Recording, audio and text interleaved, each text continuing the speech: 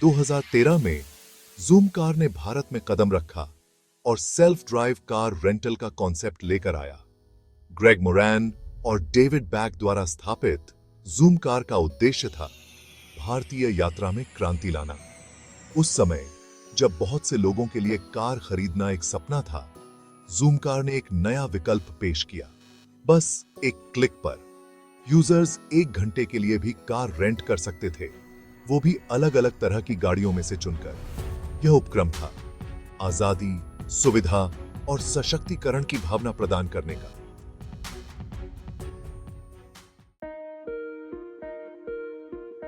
Zoom car से पहले भारत में कार रेंटल का बाजार पारंपरिक कंपनियों के कब्जे में था, जहां रेंटल पीरियड बहुत सख्त थे और कीमतें साफ नहीं होती थीं। ग्राहकों को लंबी कागजी कार्रवाई और छिपे हुए शुल्कों का सामना करना पड़ता था। ज़ूम कार ने एक बड़ी कमी को पहचाना, एक ऐसी self drive car rental service की जरूरत जो सुविधाजनक और पारदर्शी हो।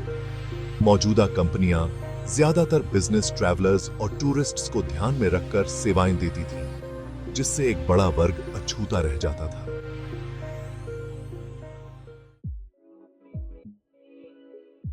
ज़ूम कार की सफलता का राज था इसका इनोवेटिव बिजनेस मॉडल, जो पारंपरिक कार रेंटल की दिक्कतों को दूर करता था। कंपनी ने घंटे के हिसाब से रेंटल की शुरुआत की, जिससे यूजर्स कम से कम 1 घंटे के लिए भी कार रेंट कर सकते थे। ग्राहक आसानी से ऑनलाइन या ज़ूम कार ऐप के जरिए कार बुक कर सकते थे और अलग अलग तरह की गाड़ियों में से चुन सकते थे।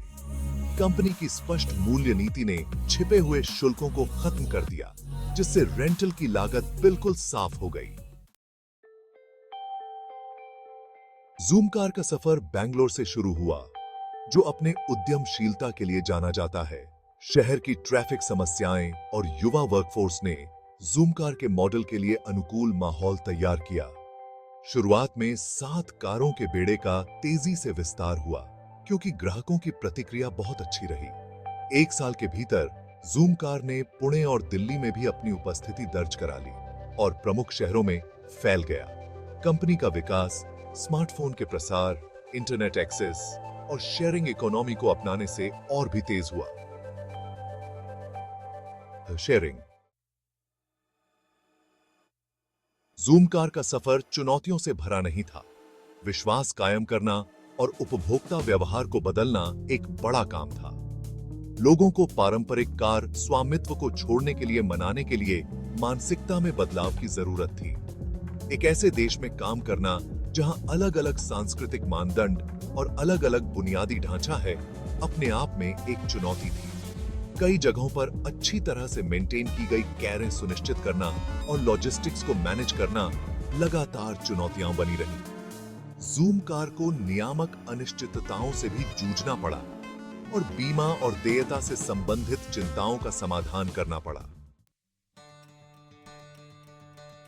चुनौतियों के बावजूद भारतीय कार रेंटल बाजार पर ज़ूम कार का प्रभाव निर्विवाद रहा है। कंपनी ने सेल्फ ड्राइव कार रेंटल को लोकप्रिय बनाया और इसे एक मुख्य धारा का विकल्प बनाया। ज़ूम कार की सफलता ने कई नए खिलाड़ियों को बाजार में उतरने के लिए प्रोत्साहित किया, जिससे प्रतिस्पर्धा और नवाचार बढ़ा। प्रौद्योगिकी, पारदर्शिता और सुविधा पर ध्यान केंद्रित करने से ग्राहक अनुभव के लिए एक नया मानदंड स्थापित हुआ। सेल्फ ड्राइव कार रेंटल के उदय ने प्रौद्योगिकी, संचालन और ग्राहक सेवा के क्षेत्र में रोजगार सृजन में भी योगदान दिया।